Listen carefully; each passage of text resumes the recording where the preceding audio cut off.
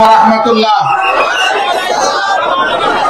আলহামদুলিল্লাহ রাব্বিল আলামিন ওয়াসসালাতু ওয়াসসালামু আলা রাসূলিল কারীম ওয়া আলা আলিহি ওয়া সাহবিহি ওয়া আহলি বাইতি আজমাইন আম্মা বা'দ।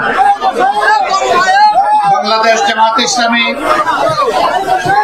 ঐতিহ্যবাহী কুষ্টিয়া জেলা শাখা আয়োজিত আজকের এই বিশাল কর্মী সম্মেলনের সম্মানিত সভাপতি, সম্মানিত জেলা আমির, বিশিষ্ট শিক্ষাবিদ জনাব অধ্যাপক আবুল হাশেম, মঞ্চে উপবিষ্ট কেন্দ্রীয়, আঞ্চলিক এবং স্থানীয় নেতৃবৃন্দ, আমার সামনে সমবেত সহকর্মী ভাই ও বোনেরা, আমি বোনদের এই কারণে সম্বোধন করলাম, আয়োজনটা বোনদের জন্য না হলেও বিভিন্ন জায়গায় আমরা দেখতে পাচ্ছি তারাও দূর থেকে, বিল্ডিং এর ভিতরে থেকে, ছাদের উপরের থেকে এই সমাবেশে সামিল হয়েছেন। আমার সংগ্রামী সাথী বন্ধুগণ, জাতির বিবেক, সাংবাদিক ভাইয়েরা, শহীদ পরিবারের গর্বিত সদস্যবৃন্দ, সাম্প্রতিক আন্দোলনে এবং বিগত স্বৈর শাসন আমলে যারা আহত পঙ্গু হয়েছেন সেই সমস্ত সংগ্রামী সাথীরা, আল্লাহ তাবারক ওয়া তাআলার শুকরিয়া আদায় করছি যে আল্লাহ তাআলা মুক্ত পরিবেশে আজকে আমাদেরকে এখানে একত্রিত হওয়ার তৌফিক দান করেছেন। আপনাদের প্রতি কৃতজ্ঞতা জ্ঞাপন করছি। এই কুয়াশা ঘন শীতের সকালে আপনারা কষ্ট স্বীকার করে সকলে এখানে এসে সমবেত হয়েছেন। মহান মনিবের দরবারে তৌফিক চাই, দেশ জাতির প্রয়োজনে যে কথাগুলো বলা দরকার আল্লাহ যেন সেই কথাগুলো বলার তৌফিক আমাকে দান করেন। সংগ্রামী সাথীরা আমার, বাংলাদেশ আমাদের সকলের প্রিয় জন্মভূমি। আল্লাহ তাআলা তার মেহেরবানি থেকে আমাদেরকে এখানে পয়দা করেছেন। বাংলাদেশের মাটির উপর সবুজ, মাটির গর্বে অফুরন্ত খনিজ সম্পদ। এদেশের পানিতে আল্লাহ তাআলা অফুরন্ত সম্পদ রেখেছেন। যদিও এই দেশবাসী আমরা সকলে পানির উপর অনেক জুলুম করেছি, সেই জুলুম কিভাবে করেছি পরবর্তী পর্যায়ে বলার চেষ্টা করবো ইনশাআল্লাহ। এদেশের বাতাস আমাদের অনুকূল, না অতি গরম না অতি ঠান্ডা, এমন দেশ বিশ্বে পাওয়া খুবই কঠিন। আল্লাহ তাআলা সকল নিয়ামতের দিক থেকে আমাদেরকে সমৃদ্ধ করার পাশাপাশি ছোট্ট দেশে বিপুল জনসংখ্যা আল্লাহ আমাদেরকে দান করেছেন।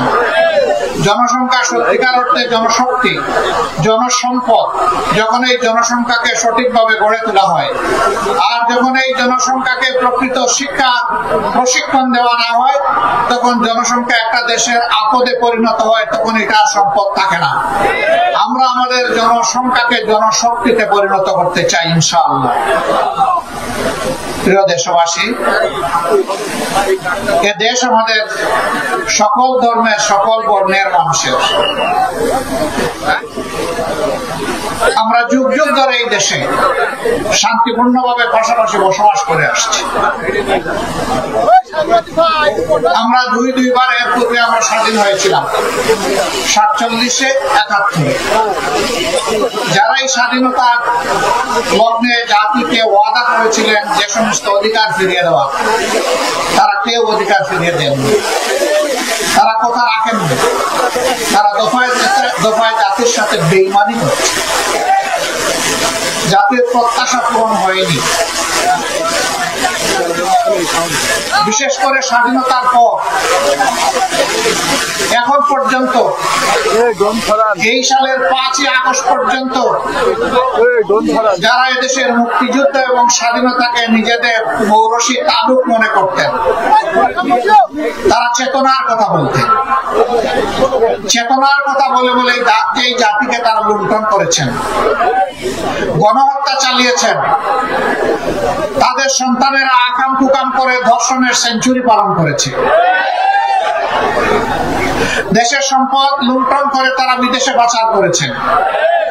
শুধু তাদের এই গত 15.5 বছরের আমলে যার হিসাব বের হয়ে আসছে 26 লক্ষ কোটি টাকা, যা বাংলাদেশের বার্ষিক বাজেটের প্রায় 5 গুণ।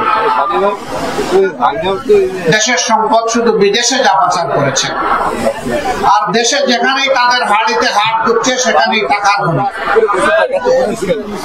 এই টাকা এরা পেল কোথায়? আমার একজন সম্মানিত সহকর্মী বলে গেছেন,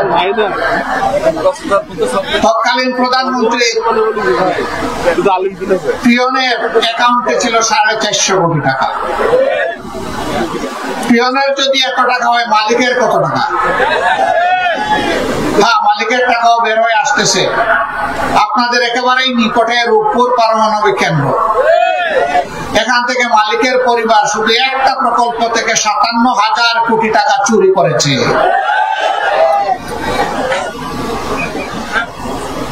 এইভাবে যেখানেই মেগা উন্নয়নের কথা বলা হয়েছে সেখানেই মেগা ডাকাতি করা হয়েছে। একটা পদ্মা ব্রিজ তৈরি করতে যে পরিমাণ টাকা খরচ হয়েছে, তাই দিয়ে কমপক্ষে 4টা পদ্মা ব্রিজ তৈরি করা যেত। তাহলে বাকি 3টা গেল কোথায়? হিসাব একেবারেই পরিষ্কার। বিদেশের টাকা দিয়ে যারা দেশের টাকা দিয়ে যারা বিদেশে বেগম পাড়া গঠন করেছে, তারাই এই টাকা চুরি করেছে। কিন্তু চুরের মার বড় গলা। কুষ্টিয়া অবশ্য এটা বলে না। কুষ্টিয়া কি বলে যে চুরের মার বড় গলা?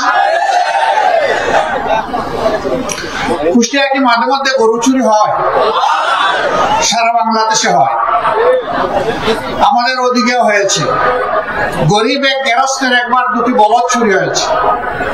তিনি খবর পেয়েছেন অমুক গ্রামের চুররা তার বলদ চুরি করে নিয়ে গেছে। সেখানে গিয়ে তিনি দেখেও আসলেন তার বলদ দুটো ওখানে একজন চুরের হেফাজতে আছে।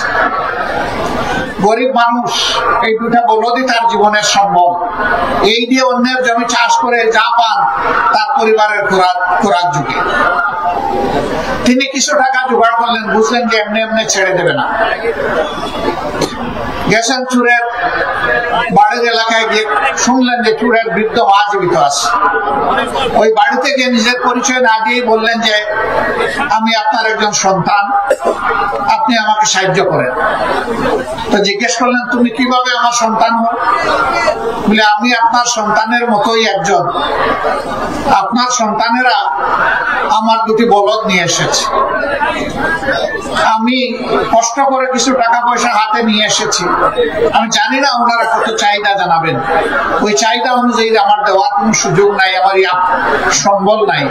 আমি তার দেনা করে কিছু টাকা এনেছি, আপনি যদি মা হিসাবে আমাকে একটু সাহায্য করতেন। ওই মহিলা বলতেছে, বাবা এখন তো পায়ে ধরে মা বলতেছে, আমার সন্তানটা যদি গরুর রশি সহ ওখানে ধরা খাইতো, 2 টাকা কম দিতা, তখন তো পিঠের উপরে সবগুলো একসাথে বসাইয়ে দিত। এমনকি অনেক জায়গায় তো গণপিটুনিতে জীবনও যায়। তখন যেমন তুমি কোনো কমতি করতে না, এখন পুরা হিসাব করে দিয়ে যাও এটা যারা চায়। এরই বলে চুরের মার বড় গলা। এরা বিভিন্ন প্রকল্প থেকে কন্ট্রাক্টর নিয়োগ করেছে নিজের দলের লোকদেরকে, দিয়ে বলেছে বেটা তুমি যদি আমার দলের না হতো এটা পেতা না, যেহেতু তুমি পেয়েছো এতটুকু আমার আর এতটুকু তোমার, এরপরে যা বড় কাজ করো। প্রত্যেকটা প্রকল্পে এই কাজ করেছে। আমি আর মামু মিলে কারবার চালাইছি, এর বাইরে যায়নি। এইভাবে তারা দেশটাকে ফুকলা করেছে, ব্যাংকগুলাকে শেষ করে দিয়েছে। সবচেয়ে শক্তিশালী ব্যাংক ছিল এদেশের আপামর জনগণের ব্যাংক ছিল, জাতি ধর্ম বর্ণ নির্বিশেষে ব্যাংক ছিল ইসলামী ব্যাংক বাংলাদেশ লিমিটেড। ডাকাত এসালামকে লেলিয়ে দিয়ে বাঘ বাটুরা করে সেই ব্যাংকটাকে শেষ করে দিয়েছে। আমরা শুনেছি এই ব্যাংকের টাকা চুরি করেছে শেখ হাসিনার বোন শেখ রেহানা, একই পরিবার। এখন এই চুরির দায়ে তারা লন্ডনে ধরা খেয়েছে। শেখ হাসিনার বোনের মেয়ে সেখানে সংসদ সদস্য এবং ভাগ্যক্রমে তিনি হয়েছিলেন মন্ত্রীও। এখন তিনি দুর্নীতির দায়ে সেখানে দুর্নীতি দমন কমিশন তাকে জিজ্ঞাসাবাদ করছে। এটা বাংলাদেশ এবং জাতির জন্য লজ্জা। আমাদের লজ্জা হলে কি হবে? ওদের কোনো লজ্জা নেই।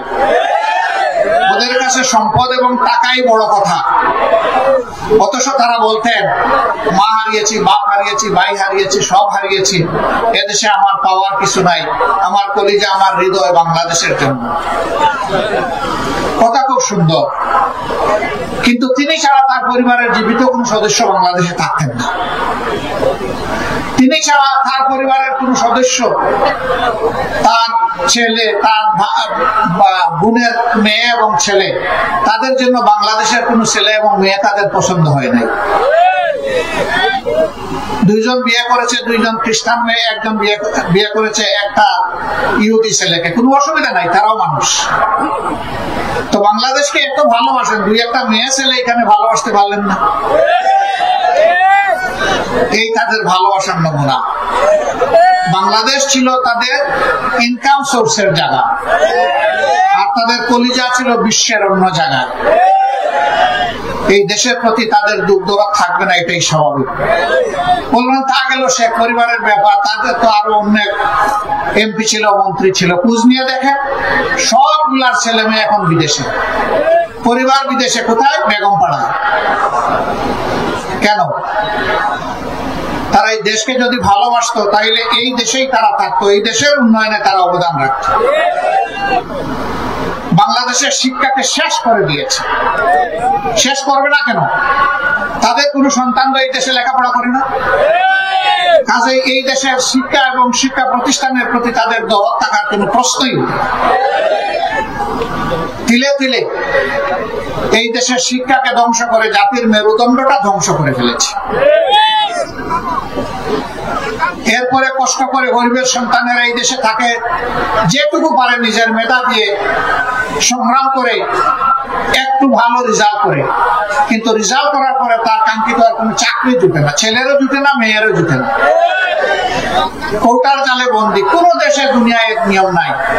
57% জন চলে যাবে কৌটায়, 44 জন যাবে মেধায়। সেই মেধায় হিসাব করা হবে কোনটা কোনটা আমাদের দলের।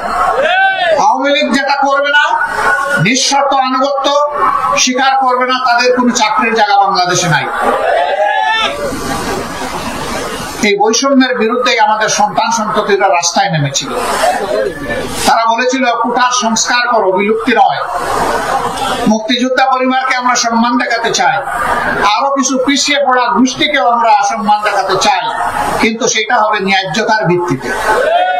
আমরা অন্যায় কিছু মেনে নেব না। 18 সালের গুছা করে আন্দোলনের পরে বললেন যা, আর কোনো কোটাই রাখো। আবার কায়দা করে আদালতের মাধ্যমে পুরা কোটা আগের মতো ফিরিয়ে নিয়ে আসলেন।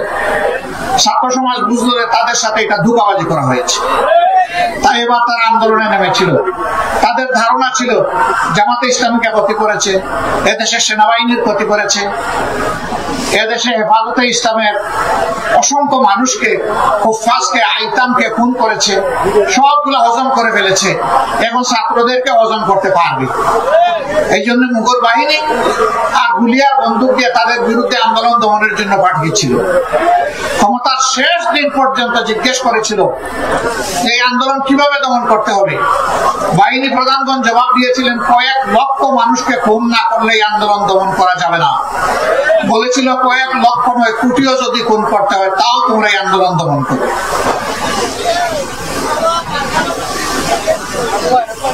তারা তখন বলেছিলেন এখন তো ম্যাডাম দেখা যায় না, স্যার মাফ করবেন, বাংলাদেশ এখন আর এই জায়গায় নাই। এখন এই 5-7 লক্ষ সেনাবাহিনী আর পুলিশ বাংলাদেশকে কন্ট্রোল করতে পারবে না। এখন বাংলাদেশের 10 কোটি যোদ্ধা রাস্তায় নেমে এসেছে। একজন মা তার 10 মাসের শিশুকে তুলে নিয়ে রাস্তায় এসেছিলেন। সাংবাদিক বন্ধুরা প্রশ্ন করেছিল আপনি এই সাংঘাতিক কাজ করতে গেলেন কেন? বলে কি করেছি? কেউ বুঝে এই দুধের শিশুকে তুলে নিয়ে আপনি কেন রাস্তায় এসেছেন? মুহুর্মুহু গুলি, লাশের পর লাশ, চুপ চুপ রক্ত, আপনি কেন এখানে অবুজ শিশু নিয়ে এসেছেন?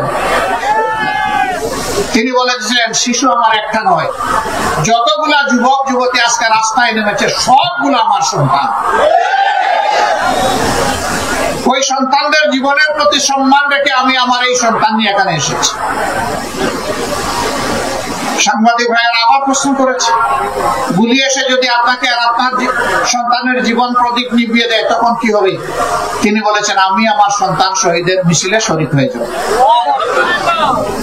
7 বছরের একটা শিশু, সে হাতে ইটের টুকরো নিয়ে পুলিশকে তেড়ে যাচ্ছে। যুবকরা তাকে ধরে এনে বলেছে, এই তুমি এটা কি করছো? বলে যে আমাকে আমার কাজ করতে দিন। তুমি কি কাজে এখানে এসেছো? আমি আন্দোলন করতে এসেছি। কেন তুমি এই ছোট্ট শিশু আন্দোলন করবে? বলে যে পুলিশ আমার ভাইকে খুন করেছে। কে তোমার ভাইকে? বলে শহীদ আবু সাইদ আমার ভাই। তোমার বাড়ি কি রংপুর, পীরগঞ্জ? বলে না, আমার বাড়ি ঢাকায়। তাহলে ও তোমার ভাই হয় কেমনে? বলে যে ও আমার ভাই হবে না তো কে হবে? যে মানুষের মুক্তির জন্য রাস্তায় নেমে জীবন দিয়েছে সেই আমার ভাই। তুমি যাও, আন্দোলন আমরা করবো। ঝাড়ি মারে বলে, ছাড়েন মিয়া, আপনি সরেন, আমি আমার আন্দোলন করব। That was Bangladesh and that was movement. কেন এই 10 মাসের শিশু আন্দোলনে শরীক হয়ে গেল, এই 7 বছরের শিশু কেন শরীক হলো? এই মা কেন আসলেন? এর কারণ ছিল যে এরা শুধু বিরোধী দলের উপর, আলিম উলামার উপর নির্যাতন করে নাই, এরা 18 কোটি মানুষের উপর নির্যাতন করেছে। 18 কোটি মানুষকে বেইজ্জত করেছে, তাদের সম্পদ লুণ্ঠন করেছে, সিন্ডিকেট করে বাজার মূল্যের অগ্নিমূল্য তারা চালু করে দিয়েছিল, যে সিন্ডিকেট এই সরকার এসে এখনো ভাঙতে পারেনি। আমরা জিজ্ঞেস করি যে আপনারা ভাঙতে পারেন না কেন? বলে আপনাদের দোষ। আর আমাদের কি দোষ? বলে যে সিন্ডিকেটের হাত বদল হয়ে গেছে। আগে যাদের কাছে ছিল, এখন আরেক দল এটা তাদের হাতে তুলে নিয়েছে। আমরা সরকারকে বলেছি, এই সিন্ডিকেটের বিরুদ্ধে আপনাদেরকে যুদ্ধ ঘোষণা করতে হবে। এই সিন্ডিকেটের হাত আপনাদেরকে ভেঙে দিতে হবে। 18 কোটি মানুষের উপর আর অর্থনৈতিক শোষণ চালানো যাবে না। এই সিন্ডিকেটের বিরুদ্ধে আপনারা নামুন, আপনাদের সাথে 18 কোটি মানুষ নামবে ইনশাআল্লাহ। কেন দ্রব্যের এত মূল্য? উৎসস্থলে তো এত দাম পায় না আমার কৃষক। অনেক জায়গায় তার উৎপাদিত মূল্যের উৎপাদন খরচটা পর্যন্ত পায় না, অনেকে হাহাকার করে। তার কারণ হলো গাঁটে গাঁটে চাঁদাবাজি।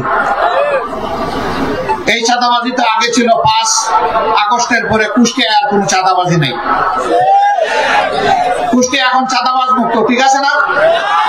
না, এখনো চাঁদাবাজি চলে। তাহলে এতগুলো মানুষের জীবনের প্রতি আমরা কি সম্মান দেখালাম? আপনারা কি আবার চাঁদাবাজি এই দেশে চলতে দিতে পারেন? আপনারা সমর্থন করেন? আগে দখলদারি ছিল, ফুটপাত থেকে শুরু করে সবকিছু দখলে চলে গেছিল।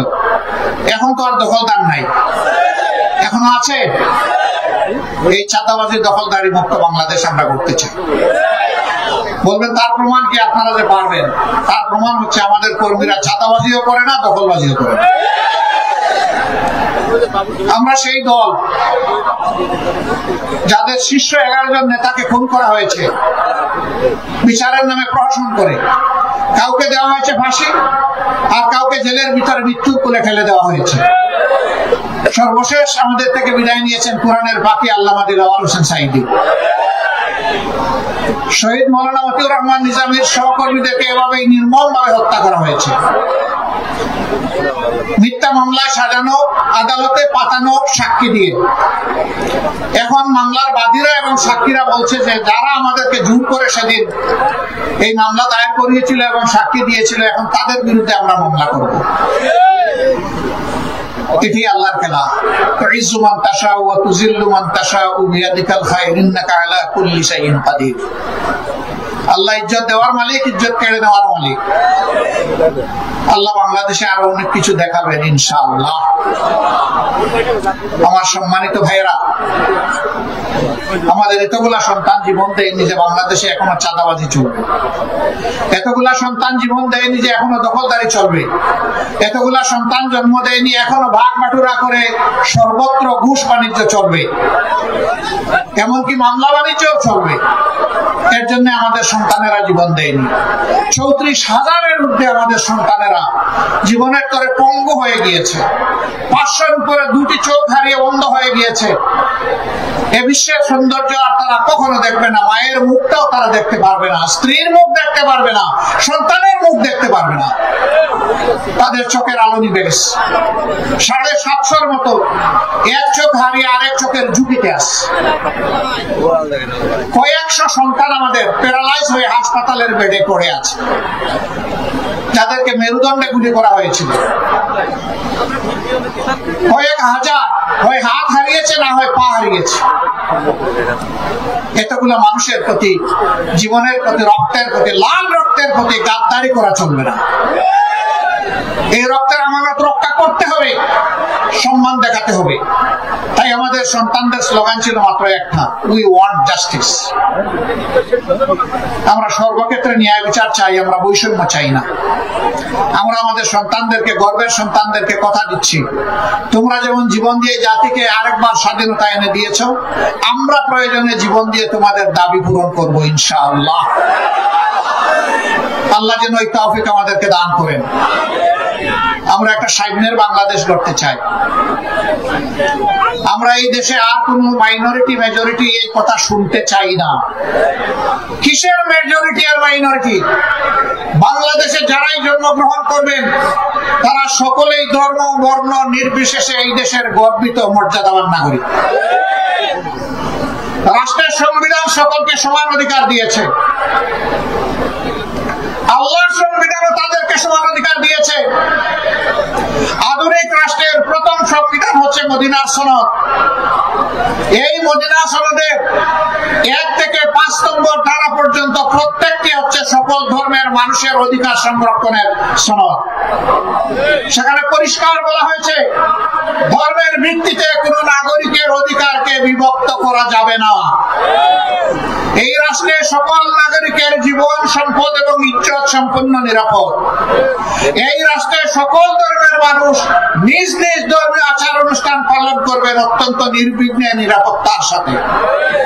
কেউ কারো উপর হাত দিতে পারবে না, দুঃসাহস দেখাবে না। এই দেশের সকল ধর্মের মানুষ তাদের নিজ নিজ ধর্ম পালনে কোথাও বাধার সম্মুখীন হবে না। ইসলামের ধর্ম কারো উপর জোর করে চালানো যাবে না। পরিষ্কার ভাবে এই সনদে এগুলো বর্ণিত আছে। সেই রাষ্ট্রে বলা হয়েছে তাদেরকে নির্বিঘ্নে ব্যবসা করতে দিতে হবে।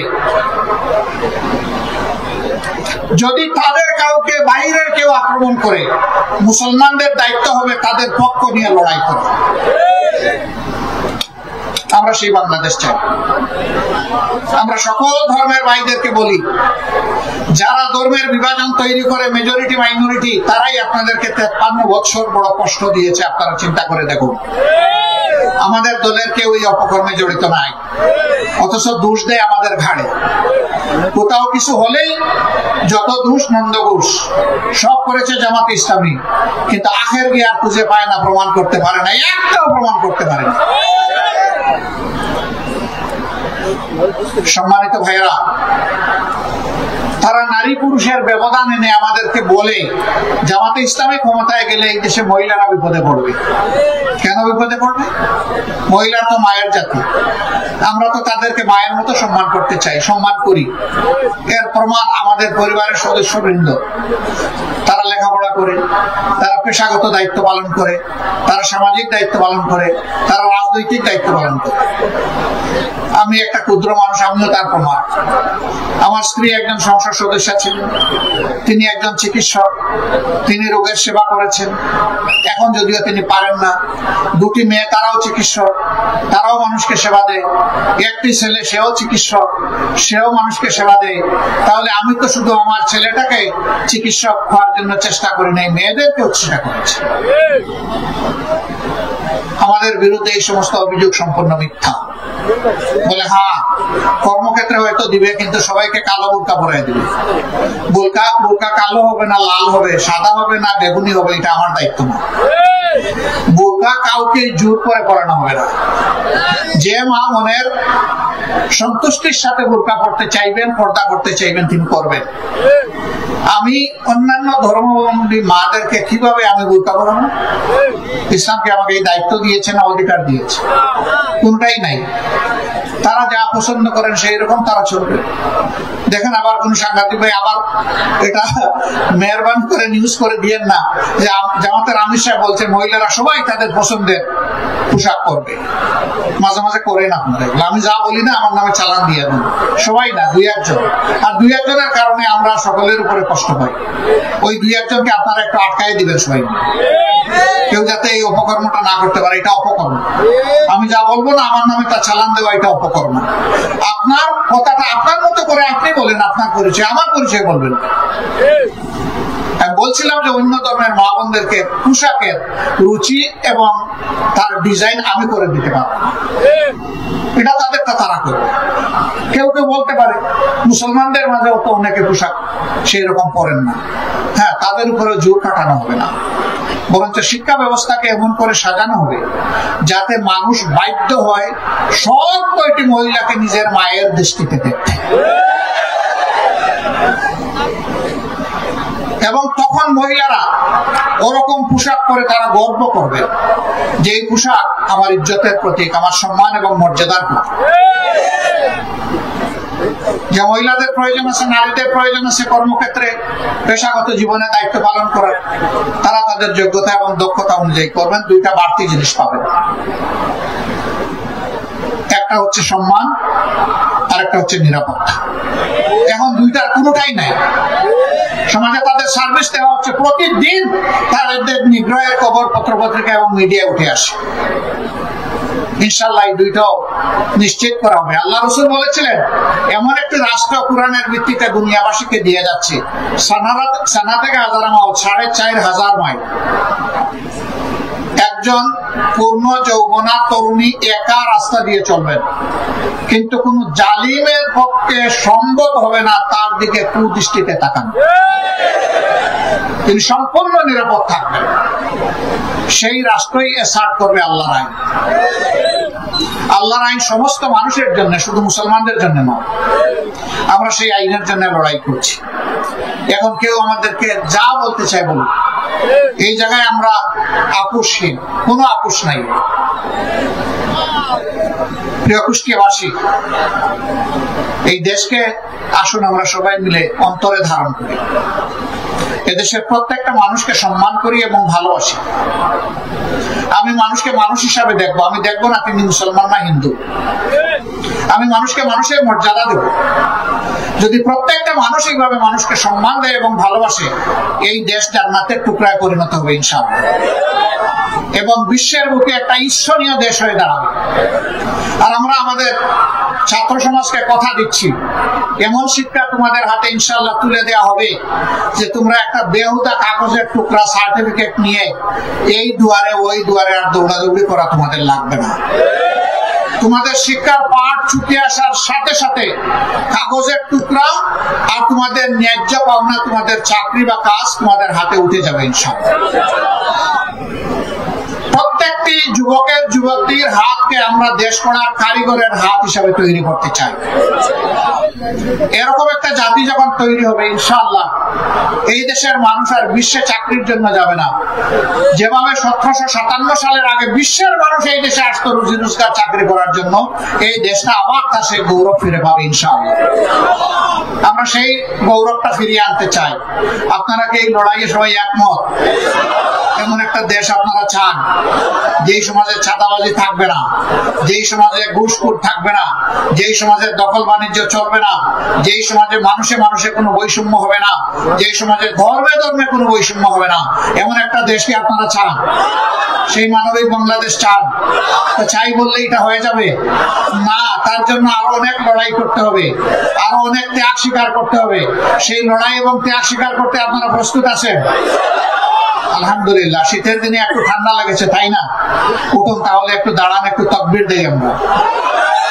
লিল্লাহি তাকবীর, লিল্লাহি তাকবীর। বসুন আপনারা, আল্লাহ তাআলা আমাদেরকে সাহায্য করুন। আপনাদের মাধ্যমে দেশবাসীর কাছে আমাদের 4টা অনুরোধ। যতক্ষণ ন্যায়ের পর দেশবাসীর স্বার্থ সংরক্ষণে এই লড়াইয়ে আমাদেরকে আপনারা দেখবেন, আমরা আপনাদের ভালোবাসার কাঙ্গাল। আমরা আপনাদের দোয়া চাই, সাহায্য সমর্থন চাই। এই লড়াইয়ে আপনাদেরকে পাশে চাই। এই লড়াইয়ে আপনাদের বুকের বিছানায় একটু জায়গা চাই। আমি সাংবাদিক বন্ধুদেরকে আমাদের সাথে এই লড়াইয়ে অংশীদার হিসাবে দেখতে চাই। আপনারা সমাজের চতুর্থ স্তম্ভ, আপনারা জাতির বিবেক আর সমাজের দর্পণ। আপনাদেরকে আমরা পাশে পেলে মুক্তির লড়াই আরো বহুদূর এগিয়ে যাবে ইনশাআল্লাহ। আপনারা আছেন, আরো ঘনিষ্ঠভাবে চাই। আপনাদের সবাইকে অন্তরের অন্তঃস্থল থেকে কৃতজ্ঞতা জ্ঞাপন করছি। আপনারা সময়ের কুরবানি স্বীকার করেছেন, এই শীতের মধ্যে চলে এসেছেন, আমাদের কথা শুনেছেন। মহান রবের দরবারে দোয়া করি আল্লাহ তাআলা এই কুষ্টিয়াবাসীর উপর রহম করুন। এই কুষ্টিয়ার ইজ্জত, মর্যাদা, সম্মানকে আল্লাহ বৃদ্ধি করে দিন। আল্লাহ তাআলা বাংলাদেশের উপর শান্তির ফয়সালা নাজিল করুন। বাংলাদেশের আকাশে যতগুলা কালো চিল ঘোরাঘুরি করতেছে, সবগুলা কালো চিলের ডানা আল্লাহ নিজেই ভেঙে দিন এবং এই দেশকে সকল ধরনের ষড়যন্ত্র থেকে আল্লাহ রক্ষা করুন। সবাইকে আবারও কৃতজ্ঞতা, ধন্যবাদ। আল্লাহ হাফিজ। বাংলাদেশ জিন্দাবাদ, বাংলাদেশ জামাতে ইসলামী জিন্দাবাদ। আসসালামু আলাইকুম ওয়া রাহমাতুল্লাহি ওয়া বারাকাতুহু।